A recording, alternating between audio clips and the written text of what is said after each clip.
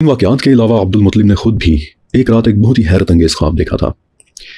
یہ واقعہ ہمیں ابو طالب سے پتہ چلتا ہے۔ بتاتے ہیں کہ ایک مرتبہ ہمارے والد عبد المطلب نے کہ جب وہ کعبہ میں سوئے ہوئے تھے ایک خواب دیکھا، اور یہ اس قدر وحشت ناک خواب تھا کہ عبد المطلب جاگ گئے اور اگلی صبح قریش کی ایک کاہنہ کے پاس گئے، اور بتاتے ہیں کہ جب میں کاہنہ کے پاس گیا تو میرے بال بکھر کر کندھوں تک آئے ہوئے تھے اور میں نے کمبل لپیٹا ہوا تھا، اور کاہنہ نے مجھے دیکھتے ہی اندازہ لگا لیا کہ سم تھنگ از رانگ۔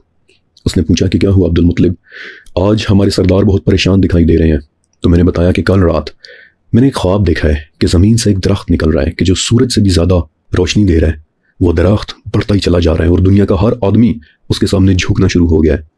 قریش کے کچھ لوگ اس درخت کی ٹہنیوں سے لٹک گئے ہیں، لیکن کچھ لوگ کلہاڑیاں لے کر اسے کاٹنے کے پیچھے پڑے ہوئے ہیں۔ لیکن اچانک سے ایک انتہائی خوبصورت آدمی آیا، اور جو اس درخت کو کاٹنے کی کوشش کر رہا تھا اس آدمی نے ان کی پسلیاں توڑ دیں۔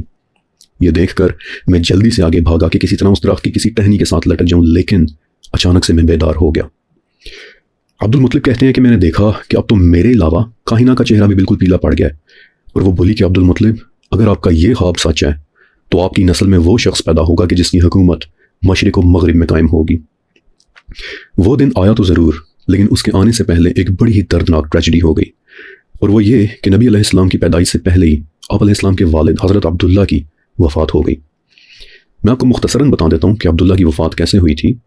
وہ ایسے کہ حضرت عبداللہ کی عمر 25 سال تھی، اور عبد المطلب نے آپ کو تجارت کا سامان دے کر شام کی طرف بھیجا اور کہا کہ عبداللہ واپسی پر مدینہ سے کھجوریں لیتے آنا۔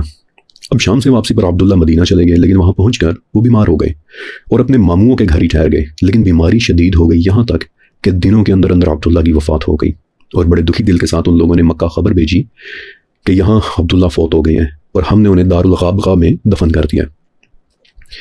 کتابوں میں لکھا ہے کہ یہ خبر سن کر عبد المطلب بے ہوش ہو گئے تھے، کیونکہ ایک تو عبداللہ ان کے سب سے پیارے بیٹے تھے، اور دوسرا یہ کہ عبداللہ باپ بننے کی خوشی دیکھنے سے پہلے ہی فوت ہو گئے تھے۔ تو نیچرلی عبد المطلب کے لیے ایک بہت بڑا غم تھا۔